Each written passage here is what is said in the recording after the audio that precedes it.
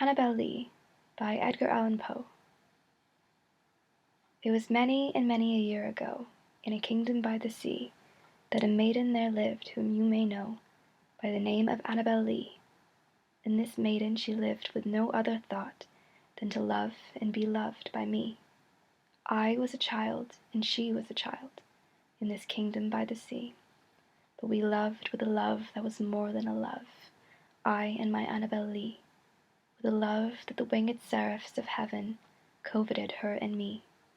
And this was the reason that, long ago, in this kingdom by the sea, a wind blew out of a cloud, chilling my beautiful Annabel Lee, so that her highborn kinsmen came and bore her away from me, to shut her up in a sepulchre in this kingdom by the sea.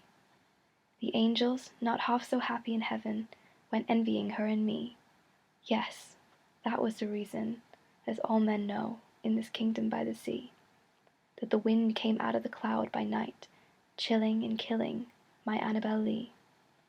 But our love, it was stronger by far than the love of those who were older than we, of many far wiser than we, and neither the angels in heaven above, nor the demons down under the sea, can ever dissever my soul from the soul of the beautiful Annabel Lee.